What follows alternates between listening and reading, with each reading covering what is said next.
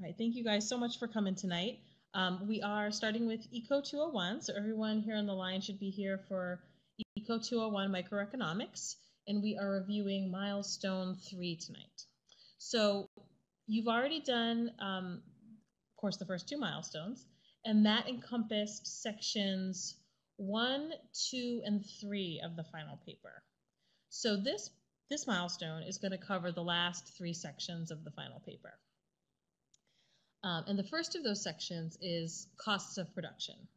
So here in this section, you've got 2 critical elements that you're going to be graded on. And the first one is asking you to analyze the various costs your company faces, their trends over time, and how they've impacted the company's profitability. So this is sort of a 3-parter, if you can break out that sentence. So you need to say, okay, well, what are the costs my company faces?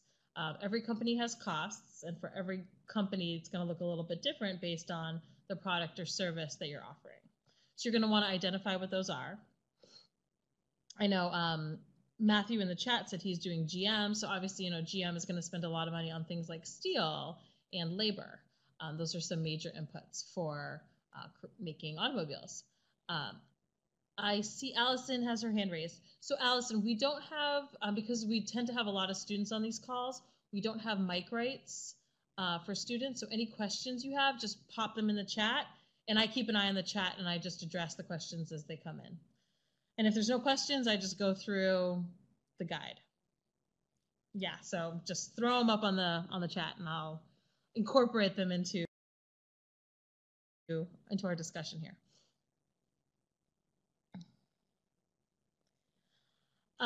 So you're going to talk about the different things that your company spends money on, right? What those costs are, how they've trended over time. And so, have they been going up? Have they been going down in general? Which ones have been going up or down? So Matthew has a comment about that in the chat, which I'll get to in a moment when we look at the specifics here. And then the last one, which a lot of students, I think, just forget to include, is how it's impacted the company's profitability. So profit, as you know, is simply revenue, how much sales you had, minus your costs. That's, pretty much the basic idea about profit. So profit is a function of both revenue and costs then. So depending on what costs and revenue do is going to see, you're going to see what happens to profit. So here you're looking at costs. You've already looked at profit in the previous section. So now you can tie it into profitability. So if costs are going up, but so is revenue, you need to look, what's happening to profit. Well, my costs were going up, but revenue was going up even faster. So, my profitability is actually better than it was. So those are the kinds of things you're going to address here. So Matthew had a specific point. He says he's got cost of production for 5 years, and he has information on steel, labor, how much was sold in year to year. So he's got the high level stuff and he's got the more detailed stuff. So that's a great segue, Matthew. Thank you for that. So to tackle this, we advise students to first start off with the overall costs. So you'll see here in the first bullet point, past 5 years, COGS, that stands for cost of goods sold. Sometimes in the annual reports, they'll call it cost of sales or cost of revenue. I've seen it titled as well. So that's all available, at that total level, that high level in your annual reports, which you've already got because you got it for the last milestone, getting the revenue, sales data, and all that good stuff. So you'll be able to say, okay, here was the overall costs of goods sold. And then, you show that in a graph. That's the best way to present it, to have the information make sense, at least for 5 years. And then from there, you're going to talk about the detail. Okay, well, included in this is things like steel and labor. So what's driving these costs? All right, well, steel prices were going up, and you can talk about that. And if you really want to, dig deep into it, you can even show graphs about those input prices. Maybe you're doing a clothing company and you want to show the price of cotton, for instance, or you're doing, think of another good example. A lot of people do beer companies. You want to talk about the price of hops. So you can show a graph that shows what the price of hops looks like. So you can go above and beyond that, but at the very least, we want you to show a graph of the overall costs and then discuss what some of those underlying costs that make up that number, how they're trending. So we'll see the overall trend line, and then you'll add some detail to it in your discussion, in your writing. And then lastly, to bring in the profit piece. So I think it's helpful to show what the profit is. It's not that it's necessarily required, but I think if you include it on the graph, and you can even include it on the same COGS graph, then it's just easier to visualize, and then you can tell a story about, we're increasing costs, chipping away at profit. Have costs been able to come down, and that's allowed the profit margin to increase. Sometimes costs go down because a company is not selling as much, so they don't need to make as much. So profit might still be high, but you want to capture that story about profits not going down. Rather, costs aren't going down because you're being more productive or more efficient, but just because sales are going down. So you see a similar profit margin. All right, so I see some questions in the chat. So Marja asks, how would you address something that's a commodity? So Marta, can you give me some specifics about what you're referring to? Because you're still doing a company. So a company has to, or are you talking about the underlying input cost as a commodity? I just want to try to understand which side of this you're coming from.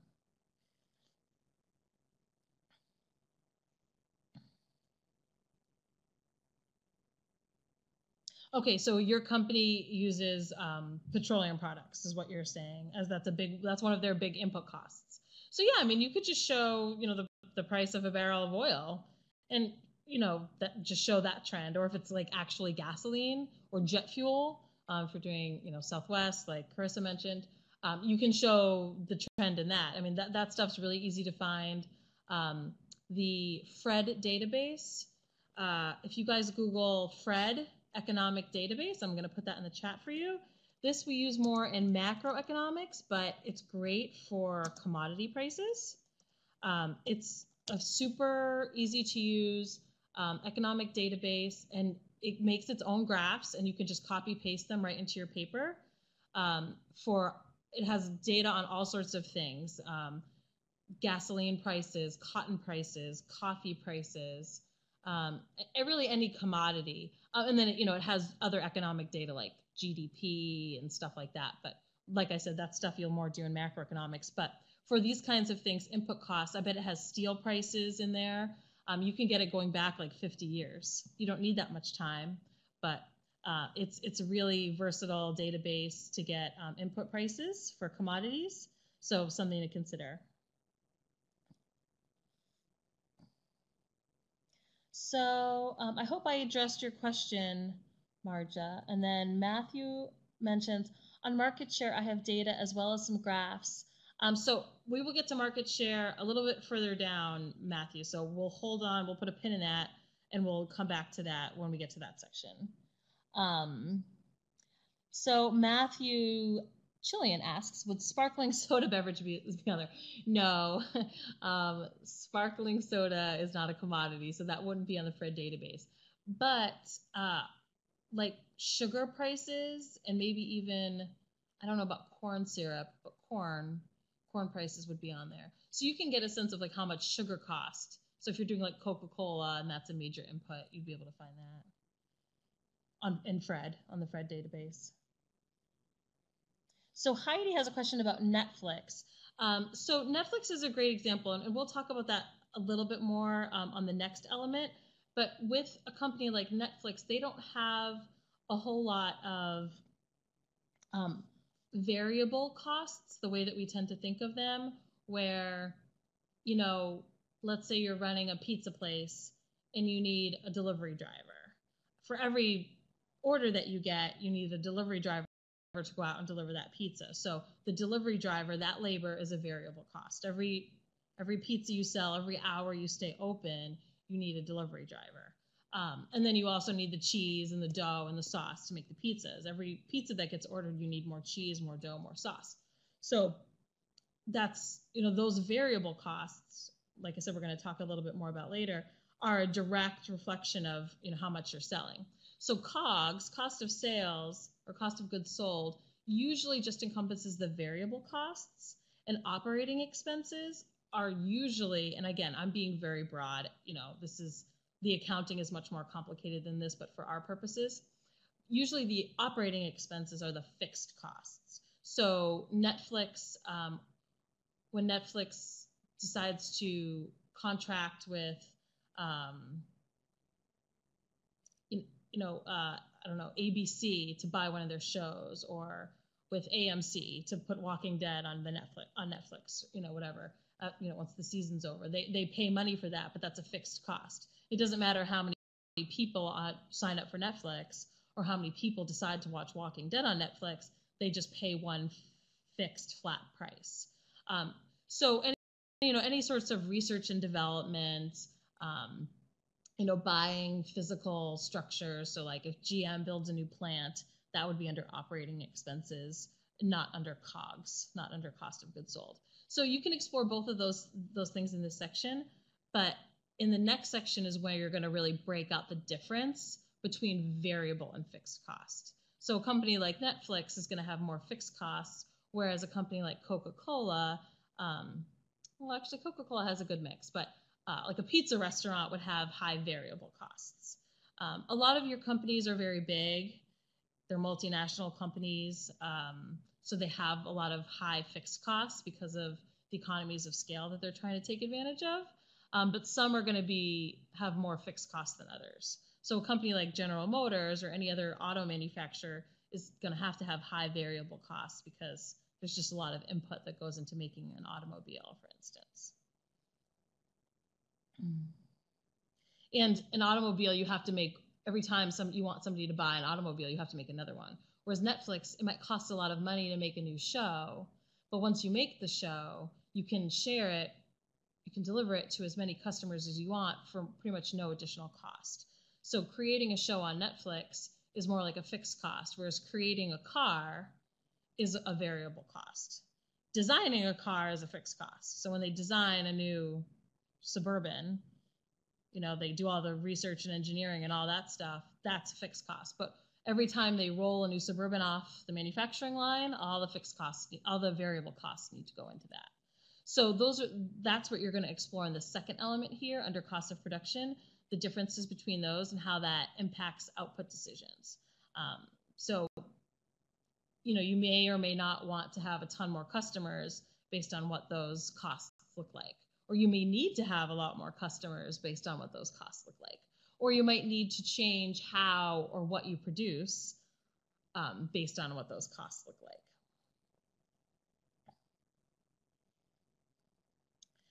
So Allison asks for Netflix, what would advertising be under? Advertising for all companies, for our purposes, is generally a fixed cost. In the long run, or in the not as short run, everything's variable in the long run, but in the medium term, it's a fixed cost. In the short and medium term, it's a fixed cost. Usually a company has an advertising budget for the year, and they say, this is what we're going to advertise for this year, or how much we're going to spend on advertising. We're going to have commercials, we're going to have social media ads, this, that, and the other thing. And it doesn't, that amount won't typically change if they sell 10% more products or services. Whereas if Starbucks sells 10% more coffee, they have to buy 10% more coffee beans. You can't have one without the other.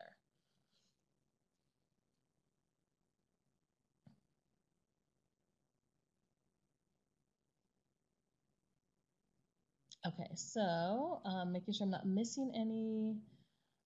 Can we put bullet points on our paper like on here? Matthew, I don't, there's no steadfast rule about including bullet points.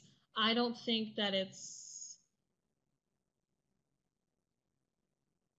necessarily the best idea. I don't want your paper to seem too choppy. So it really depends on what you had in mind.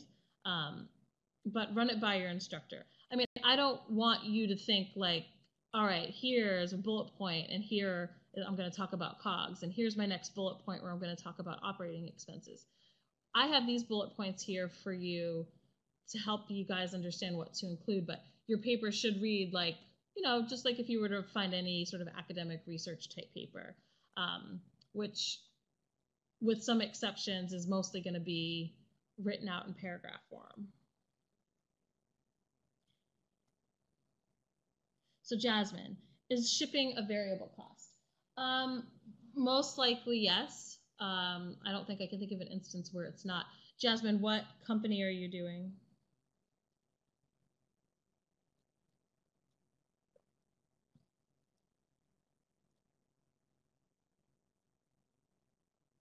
Yeah, so for solar, so if they're shipping, so I'm gonna imagine you're talking about them shipping solar panels to customers.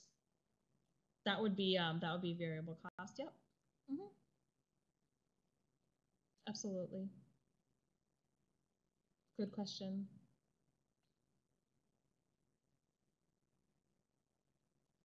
So Matthew mentioned, so automotive manufacturers would be variable, more or less steel and raw goods. Yep, and labor. So a lot, although I know they're getting more automated with their production, but there's still a lot of labor involved. And they have shipping costs too, actually, because they have a pretty global supply chain. Actually used to work for General Motors. So that example, but they definitely still have, a lot of fixed costs too. I don't want it to sound like it's one or the other. But when you look at how fixed and variable costs impacts output decisions, if an input, a variable input like steel or coffee beans or labor, if any of those things, if like wages are going up, that pushes companies, and we're hearing a lot about this in the news lately, that pushes companies to try to automate because they're trying to change the way that they produce their goods and services so that their costs don't get too high. So if wages are increasing, that can spur some companies to invest in more automation. So that can be a way that a variable cost, labor, impacts output decisions. So an output decision doesn't have to be how much. It's not just how much. It can be how and which. So you can decide which kinds of products and services you want to offer based on how profitable they are. So, if you're running, like you said, if you're running a pizza place and meat toppings are really expensive, maybe you try to have more vegetarian options on your menu that aren't as expensive and have a higher profit margin for you. So those are some ways, those are some of the ways you can look at output decisions. That can be a struggle for some students to get that piece into it. I think differentiating between variable and fixed costs, students tend to have a pretty easy time with, but talking about the output decisions is where they struggle. So there's the what you're going to produce in terms of your output, how much you're going to produce, and how you're going to produce it. So those are the three sort of approaches you can take there. You don't have to take all three, just, throwing those options out there to think about.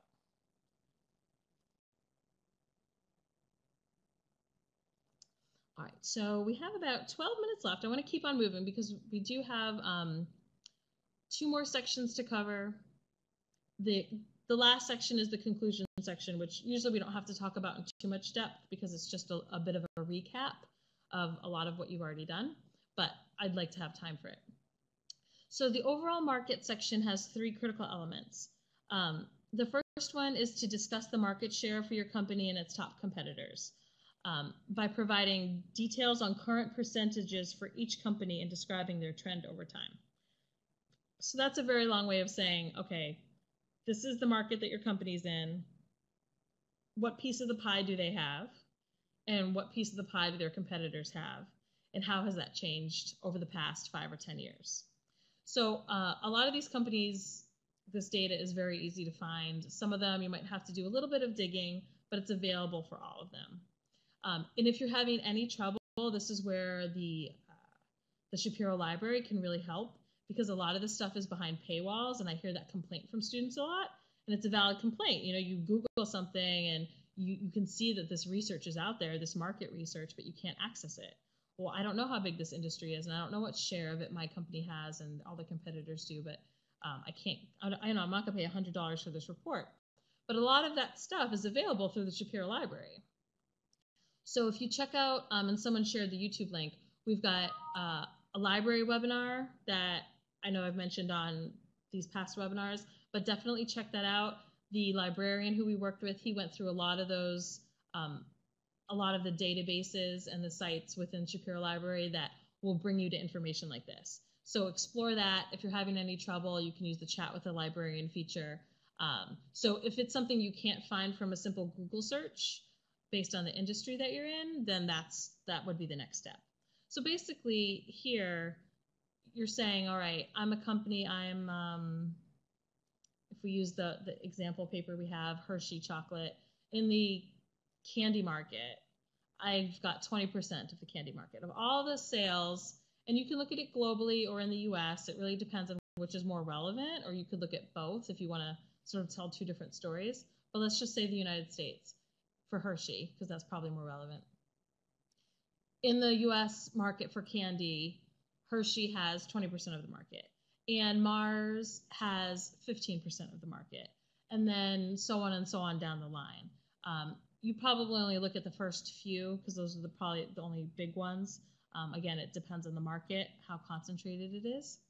But you'll talk about the main competitors, and then you'll talk about that trend over time. So Hershey's might have 20% this year. Let's just stick with that number. But what were they last year? Or what were they 5 years ago?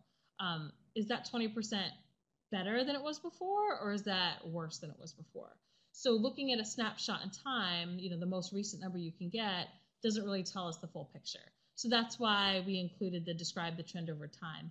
That way you can get a picture of, is my company gaining market share? Are they on a gaining market share path? Or are they on a losing market share path? Because that's important information. It's certainly something that your company would know about itself, because it's very relevant to their future prospects.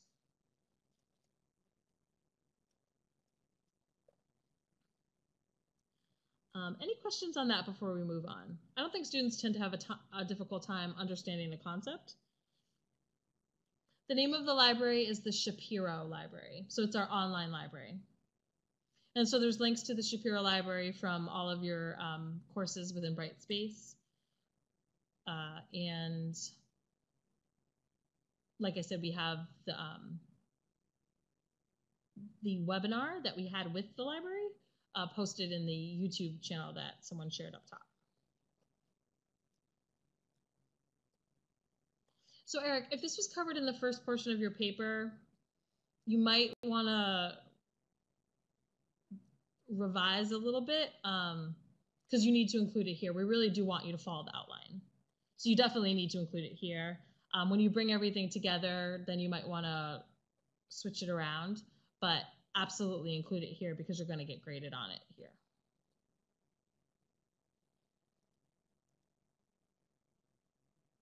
All right, so the next element here is to analyze the barriers to entry for your firm's industry. So this, you will have to peek ahead in your textbook a little bit. So we have a link here to the video within our textbook that talks about what barriers to entry are. So it's not a big portion of what comes from next week, but in order to give you guys a chance to get feedback on this milestone, on all these elements, we had to include it before we fully address this concept. So at least it gives you the chance to get some feedback. I don't think, this is another example where I don't think students really tend to struggle. I think students do a pretty good job on this one. So go ahead and check out that link, check out that section of the chapter.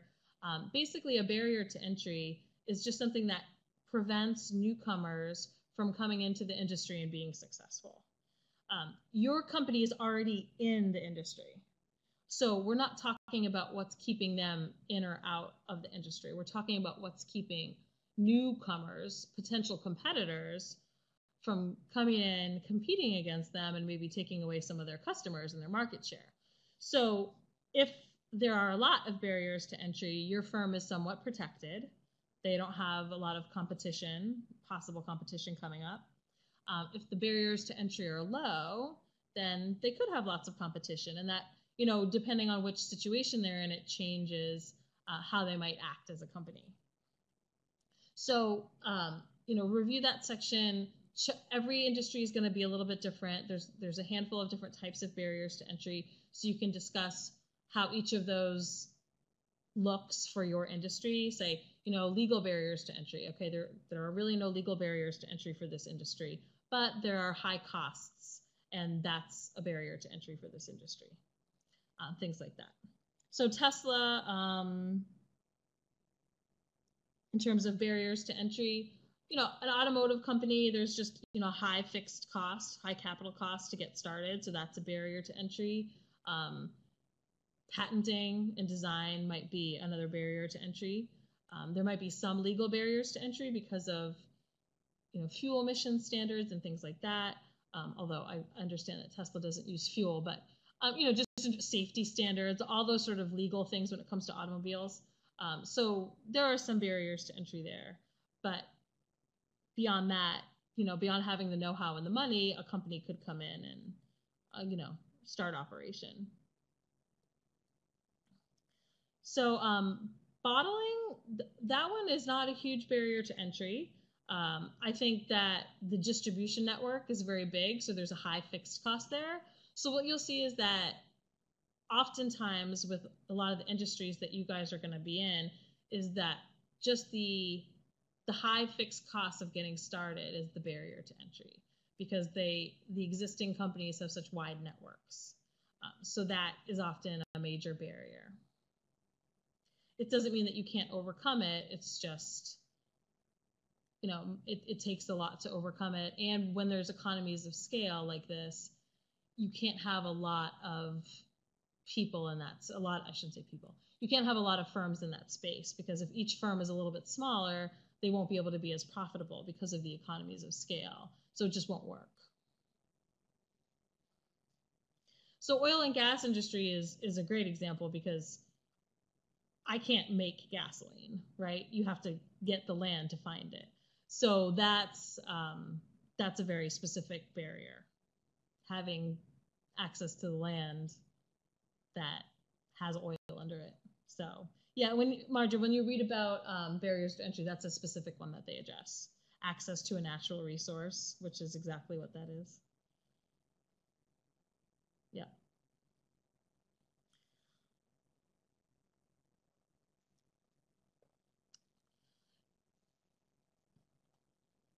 So, and the only other thing I want to mention about this one is once you analyze the barriers to entry here, then you'll also need to follow it up with how this impacts your company specifically. Is this helping insulate them? Does this mean they're going to face a lot of competition? So they have to, think carefully about how to position themselves in the market. So don't just talk about it generally. Remember to bring it back to what it means for your company in terms of potential competition or lack of competition. All right, so we've got one more critical element before the recommendation section. So I definitely want to cover that before we run out of time here. This is our longest one, so sometimes we need a little bit more than 30 minutes. But this last element in this section is asking you to describe the market structure for your firm and analyze how this affects their ability to influence the overall market. So what this means is you need to first define what the market structure is. So this week we were introduced to the first two market structure types. Perfect competition, that means the products are identical. And it's very easy for new firms to come in and out of the market. The second one we were introduced to this week is monopolistic competition. So there's some differentiation between products, but there's still a lot of competitors in the space, and it's easy to come in and out of the market. The next two, which we're going to cover in depth next week, are oligopoly and monopoly. So monopoly, I think everyone's familiar with. An oligopoly is only a handful of firms in the market. They can either have differentiated products or nearly the same products. But the key feature is that there's just a handful of them in the space, and there's high barriers to entry. So you'll decide which one best fits the industry that your company's in, and then talk about what that means in terms of your company's ability to influence the overall market. It's going to be very different depending on where they are on that spectrum. And you'll talk about what that looks like. And you'll also be sure to defend, when you say, okay, the market structure is oligopoly or is monopolistic competition. make sure you explain why, why that's so. What are the characteristics about the industry that make it match up with that structure type? So your instructor will be looking for that too, so that they know that you understand what it is. All right, so macroeconomic students, we are just about to finish up our microeconomics webinar. Thank you very much for joining, and we will switch over to you guys in just a couple of minutes. I just want to finish with these folks, and we will get started with macro. Eric, a public trading company, I really don't know. That's not one I've thought about. I mean, one of the ways that you can look is to see how many companies are in the space. So here we've got the 4-firm concentration ratio. That's one way to tell how concentrated the market is. So, the top 4 firms, how much market share they each have, all added up. If that's below, usually they say if it's below like 40%, for those top 4 firms, then it's not an oligopoly, then it would be monopolistic competition. But if it's over 40% for those top 4 firms, then it would be an oligopoly.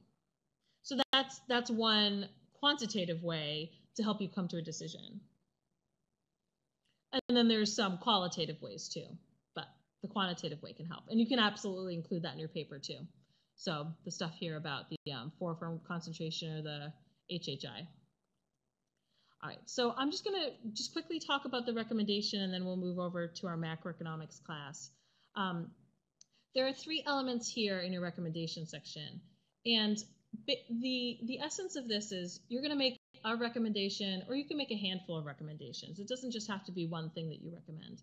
But the key point here for each of these is that they should be tied back to analysis that you've done within the paper. So the first one is asking, you're going to develop a recommendation for how the firm can manage its future production and by synthesizing the data presented. So in terms of managing its future production, you're going to want to tie this back to something you discussed in the supply section, demand and supply section, and also the cost of production section. Then the next element is asking you to suggest how the firm's position within the market and among its competitors will allow it to take any of the recommended actions that you're saying. So again, this is going to help you tie it back to what's their market share, what's the market structure like, what are the barriers to entry like, and what does that mean for them to be able to do the things that you're asking them or suggesting that they do.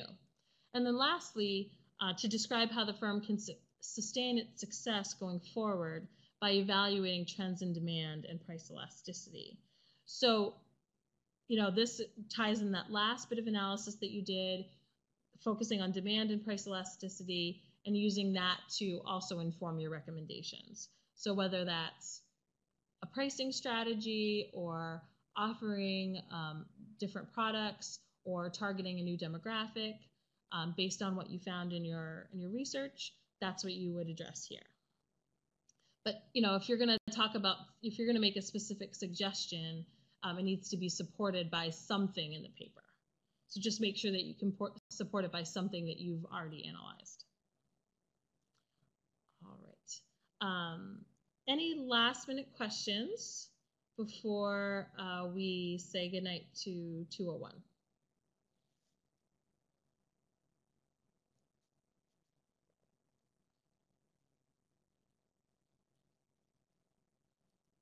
And just as a note, I honestly find that students tend to do a great job on the recommendation section. I think that that's where people tend to have a little bit of fun with it, coming up with some good ideas that are supported by what they found in their research. So, keep that in mind. Awesome. Thank you guys so much for coming. And macroeconomics students, thank you for lending us a few extra minutes. It's always helpful. And you have a shorter milestone, so we aren't as pressed for time. All right, thank you guys.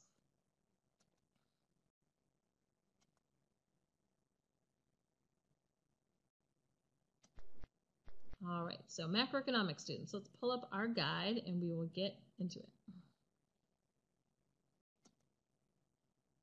Okay. All right, thank you guys again. All right, so let's move on. Oop, that's not what I meant to do. Oh, I have it on slideshow. All right, let's try this again. All right, so we finished up Milestone 2 last week. Hopefully everyone was able to submit that Sunday. And that covered here fiscal policy. So it was 3 critical elements, probably took you about 3 to 5 slides, maybe more, depending on your style. And now we're pretty much going to do the same thing, but with monetary policy. So just like we had in our fiscal policy guide slides, we have some high-level information about, what is monetary policy to help you get started. But this first critical element, just like in the last milestone, is asking you to describe what the monetary policy situation looked like at the start of your decade. So that's basically, what was the Federal Reserve doing and thinking at the time, essentially. What was the interest rate policy at the time? What was the rate set at, and had it just been raised, was that a higher number than the one before it or a lower number than the one before it? So that's pretty much what you're going to be talking about here, and then go into a little bit of detail about why that was the case. So let's say it's 1990. I'm just going to make up a number because I don't know the rates off the top of my head historically. Let's say the federal funds rate was set at 3% in 1990, and say, okay, so it was set at 3%. That was recently set on this date, and you can find the date when that was set because it doesn't change constantly. They meet to change it as part of their policy agenda. And say it had previously been 3.25%. So they decided to decrease it a 1/4 percentage point to 3%, and this is why. So that's kind of laying the groundwork for this is what monetary policy looked like at the start of my decade, the 1990s. Totally made up numbers. But that's the kind of thing that you can, how you can start this off. Keep in mind that monetary policy is managed by the Federal Reserve. So that's our country's central bank. It's an independent central bank. So the decisions that they make are separate from Congress and the White House and our elected officials, and that's for many reasons. But so that we can sort of have 2 policy toolboxes to impact the economy when we need to. And their main goals, they have 4 main goals, but really 2 main goals: price stability and high employment or low unemployment. And then when those 2 things are sort of squared away, they also have the goals of economic growth and financial market stability. But most of the time when we think about the policy goals of the Federal Reserve, it's around inflation and unemployment. So those first 2. So in your analysis of their policies, why they're taking on certain policy approaches, usually they're responding to either or both inflation and unemployment. And also what hopefully you found in your time, in your 4.5 weeks here, is that unemployment and economic growth tend to go together. So a lot of times when they're addressing a lot of unemployment, if unemployment is high, it's also because economic growth is slow or even negative. So those tend to go together. All right, and on this slide here that you guys all have access to, we've got a few links. The last link in this last bullet point is really fantastic. These are transcripts of meetings and other historical materials from the FOMC, the Federal Open Market Committee. So this is the group at the Federal Reserve that comes together to decide on what the federal funds rate is going to be, on what their policy is going to be. So this is a great primary resource for your research. So you can go and find a specific year. So for this one, it's great. You have the decade that you picked, and you can go specifically to that year and skim through some of the transcripts there and see what they were saying. And that's really all the research you need to do to a certain extent. You can do research on maybe some of some of the why or some of the greater economic things that were going on. If you haven't already done it, a lot of that stuff you might have already done. But I mean, that's really a treasure trove of information for you. And you, of course, you already have the interest rates, most likely from Milestone 1, where you included the federal funds rate for each year. So you've got a lot of stuff already, and this is really the next thing that you would need to piece it together. The San Francisco Federal Reserve is one of the 12 branches of the Federal Reserve, and they focus a lot on research of Federal Reserve history.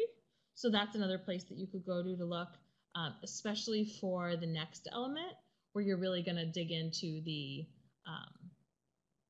why behind some of their policy decisions and the impact of their policy decisions, which is the last critical element here. So we have that link here, the second to last bullet point for San Francisco Federal Reserve, but that's really applicable for this whole section.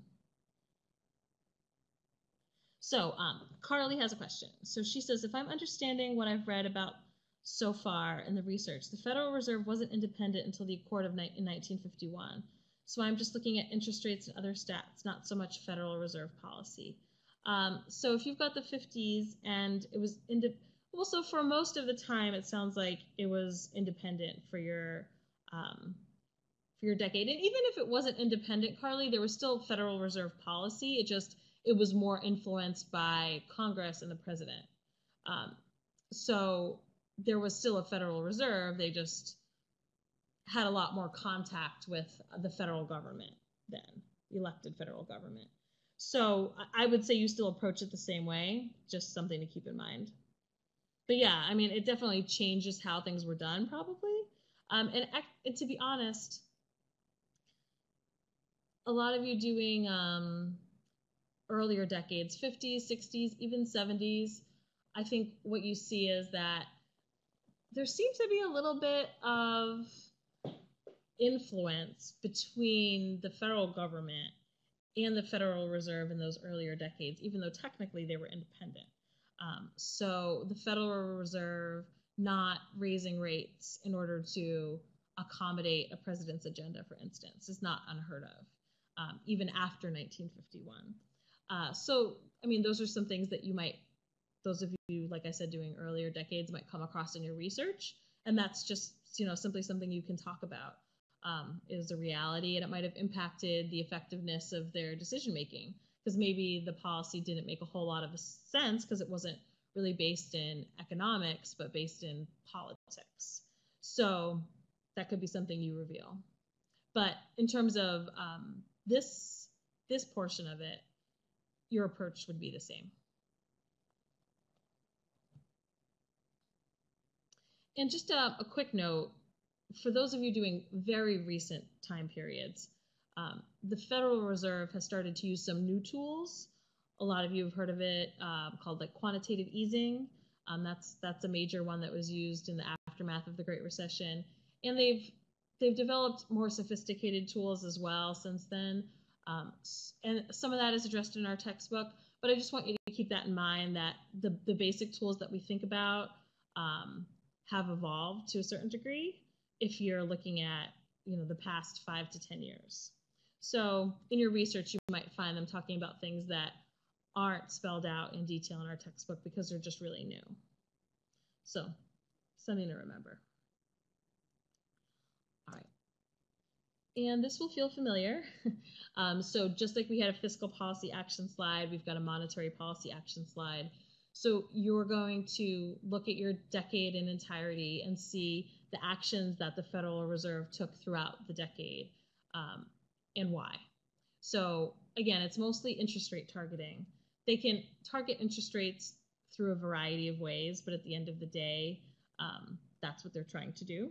So I believe, I don't know if it was decided or if it's still, or I'm sorry, I don't know if it's been implemented or is to be implemented soon, but I know that they talked about raising interest rates about a 1/4 percentage point currently. So that would be a monetary policy action. So the Federal Reserve is responding to what they see in the greater economy, and they're making a policy decision based on that. So right now they see prices increasing a little bit in a healthy way. They see wages increasing in what they feel is a healthy way. They see GDP growing in what they see as a healthy way. So they feel it's the right time to just raise interest rates a little bit. That would be technically called contractionary policy. Expansionary policy is when they lower interest rates. And you can explain why one would help the economy expand and why the other would help the economy contract, and why they hope to do that. Why would the government want to make the economy contract? That seems counterintuitive. Or why would the Federal Reserve want to make the economy expand? That one seems more obvious, but it's still important to be able to explain this is what they're doing and this is why. And this is how the model shows that that will work.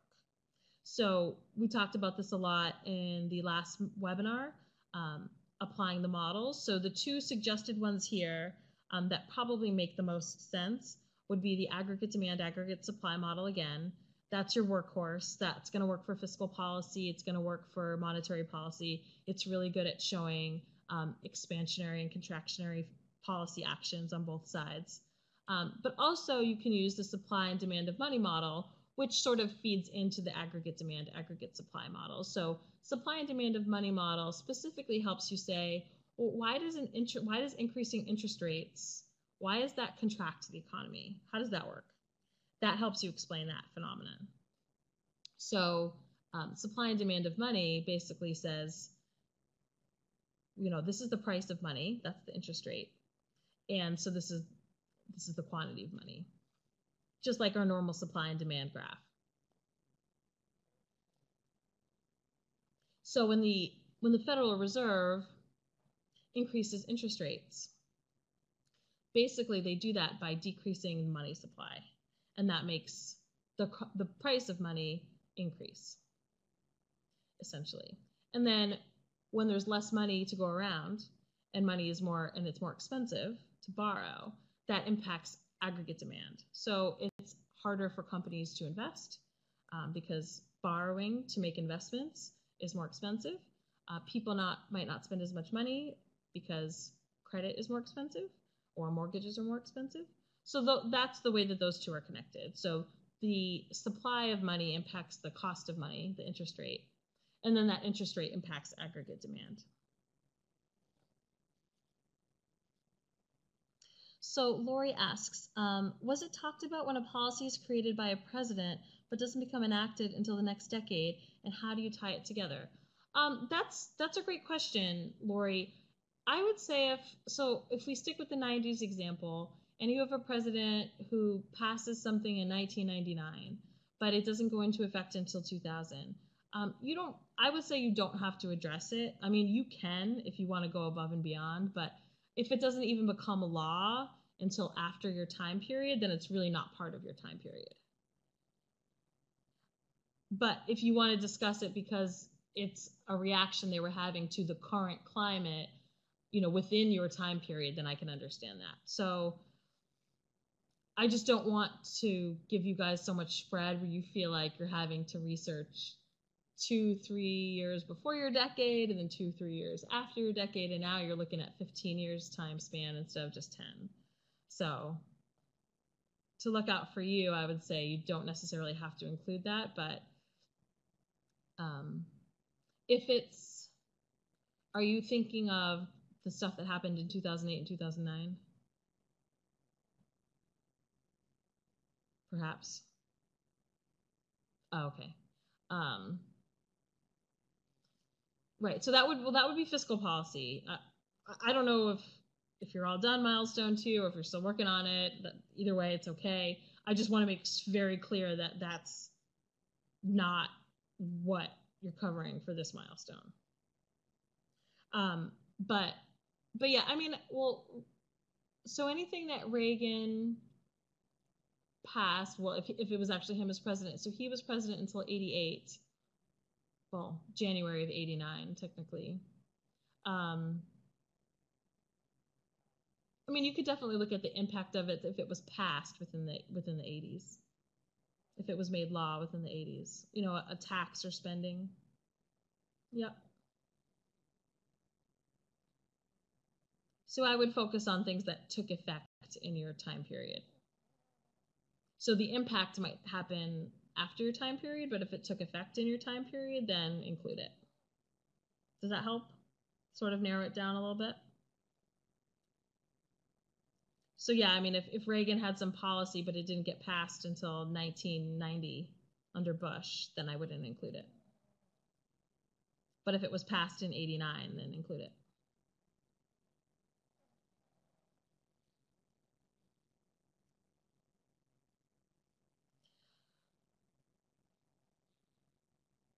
So in this one, again, you're going to be looking at the actions that the Fed took throughout the decade.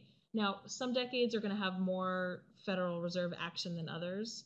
And if your decade doesn't happen to have a lot, then you might not have a lot of slides here. If your decade does have a lot more action by the Fed, you might want to spread this out over a few slides. Always make sure that you don't put too much text on the slide. That's what your speaker notes are for. Speaker notes are required. The scholarly research here is where you're gonna talk about why these decisions were made, and a little bit about what was going on in the economy that led to those policy decisions. And then the next element is where you're going to talk about the impact of the policies. So the Fed is targeting these different rates through their many tools, a lot of it through controlling the money supply, which is not printing money, as a lot of people think. They don't print money, but they impact basically big bank accounts, and that puts money on computers. Now it's all ones and zeros, but it puts money in that sense into the economy. They don't actually print bills, but they put money into the economy that way. So through their adjustment of the money supply and their other tools, they impact interest rates. And those interest rates, of course, those changes in interest rates have an impact on the economy. That's the whole point. So our goal is to say, did they have the intended, what was their impact? Was that the intended impact? If it wasn't the intended impact, what went wrong? Was the timing off? Did they read the situation incorrectly? Did they think that the economy was growing faster than it was, and so they overreacted? Did they not see something coming, and so they underreacted? So those are the different ways that the policy response can maybe not be a good response. Because of course, a lot of this involves forecasting, and that's not always perfect. So you'll see sometimes where the impact is not as it was expected, but oftentimes the impact, their policy actions are meant to reduce inflation or decrease unemployment, and eventually those things happen. So you can say that their policies might have been successful. And then you'll also want to look at beyond the macro level of how employment, GDP, and inflation impacted, but then also at the individual level. How did this impact households and businesses? Did businesses expand investment or cut back on investment? Did households increase their borrowing or increase their spending? Did people start buying lots of houses or stop buying houses? Did people start paying off debt? All the different ways that they might respond to a change in interest rates, which again is the main mechanism through which monetary policy takes place. We can see those micro effects. And so those are the things that you'll address here.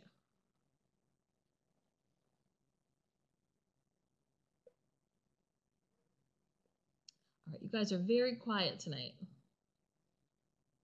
I know I've only got a few of you online. Does anybody have any questions? Anybody have any general questions about all this monetary policy stuff, what it means, beyond necessarily like the research and writing that you have to do?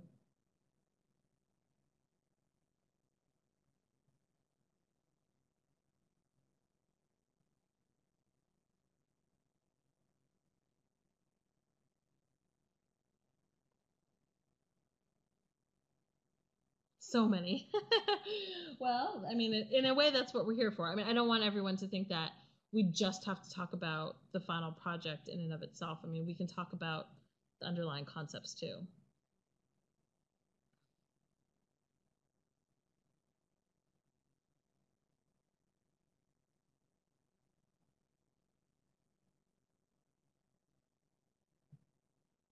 Yeah, I mean, there is a lot of information.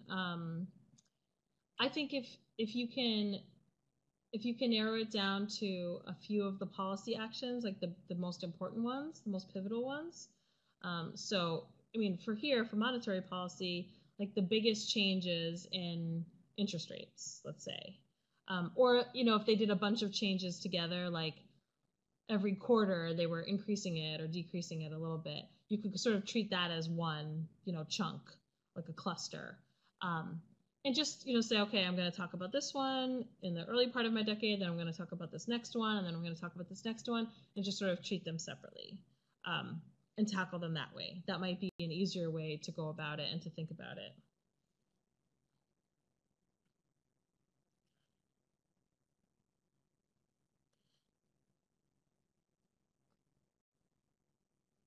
Right. And Carly, the Federal Reserve, if and they've got so much, again, it can sort of be a problem of too much information, but they have a lot of wonderful educational materials throughout their websites. They also have a lot of websites, but they've got great educational materials that aimed at teachers and students to help explain a lot of this stuff, where you're not reading these really long research papers, but you can have it sort of boiled down to something that's a little bit more accessible and faster to get through. So that might help you hone in on the important bits. If you can find some stuff from their education series. So Mohan asks, on the second slide, do we have to present a graph explaining ADS model, or just an explanation? So Mohan, that's a great question. Per the rubric, a graph is not required. So you could just explain it. So, the aggregate demand, aggregate supply model suggests or says, or, I think including a graph would be super helpful, and it's a pretty easy thing to do in PowerPoint because, this isn't like an actual chart. You don't have any numbers. It's just theory. So you don't have to label each axis with actual numbers, right? I mean, one side will be price level. That'll be your vertical axis, and your horizontal axis will still be GDP or output, but you're not going to have real numbers there. So it's just a nice, easy way. You just draw the lines, and you can show a shift in the aggregate demand curve, whichever direction it's going based on the policy that was taken. And I just think it's a simple way with just drawing a few lines in PowerPoint to show your teacher that you know what you're talking about. So I would include the graph, but it's not technically required.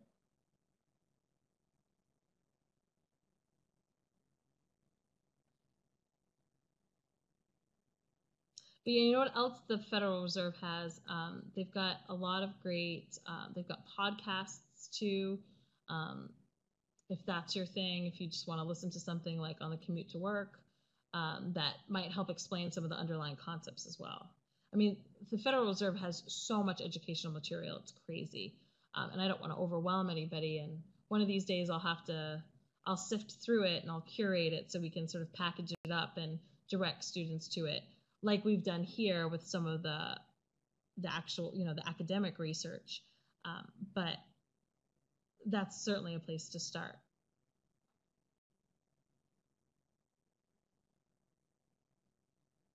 I think I spent like an hour and a half just going through a bunch of their stuff last night, so it's fresh on my brain.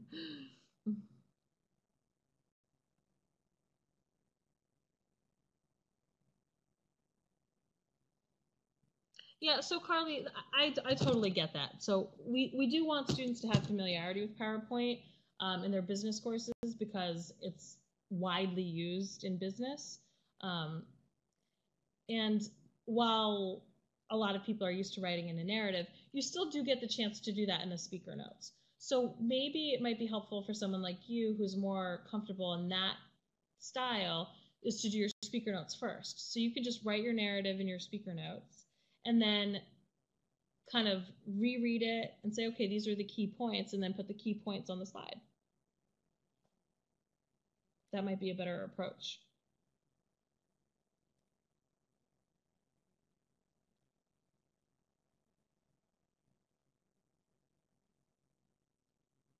So Steven says, I had a question about numbers. I find some conflicts and variations in the data that I'm researching. Is this due to the revisions as time goes by, and will this be a problem? So Stephen, I guess it depends on what you're talking about. It definitely could be revisions. So especially if you're looking at more recent years, but it could be things adjusted for seasonality. If you're talking about like GDP or unemployment or inflation, it could be maybe on one time you find something, it's nominal numbers.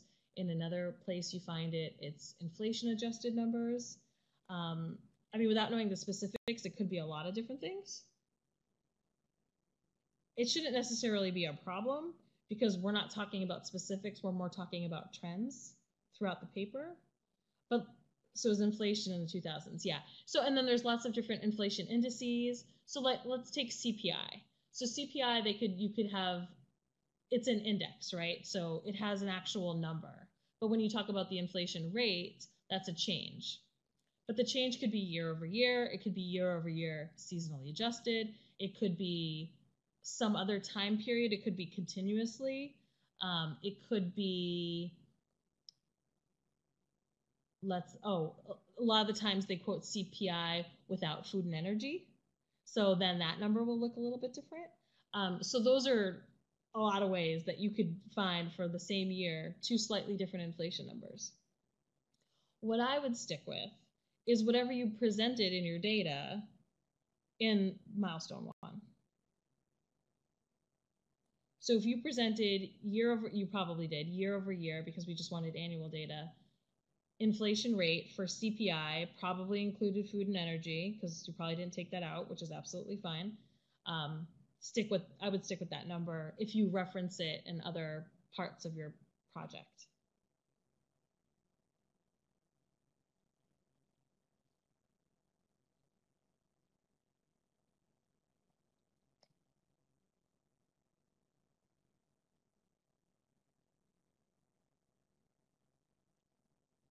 Yeah, I hope that helped.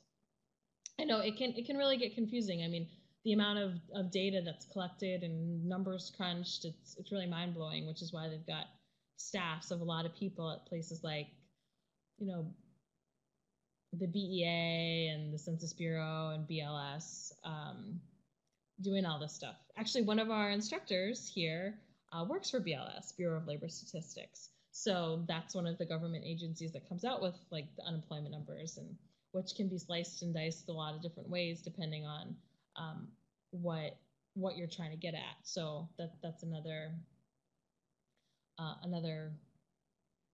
number that you could find looks different from time to time depending on which specific way you're looking at it. And again, it's not that anybody's trying to be dishonest or lie or make the numbers show something that they're not, but the data is just, it's very complicated. So there's a lot of different ways to look at it.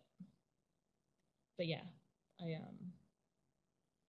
think that's probably the best approach for a paper like that, for a project like this. We're not really crunching the numbers. We're just using them to get a feel for what's going on, see trends.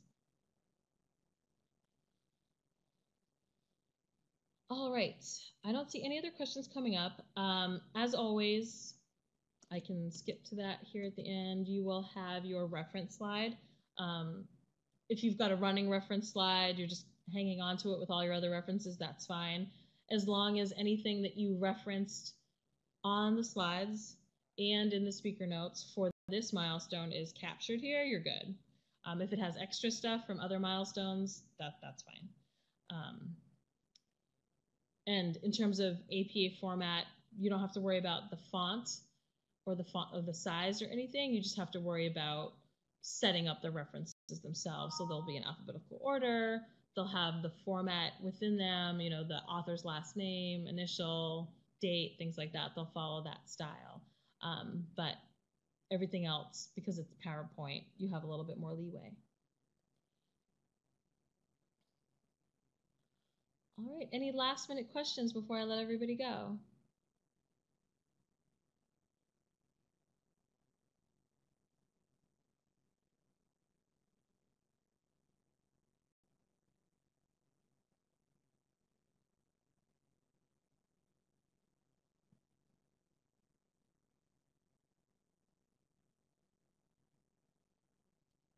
No, thank you guys so much for coming. I'm glad you guys were able to make some time to do this. And if you have any questions, as always, reach out to your instructor as soon as possible.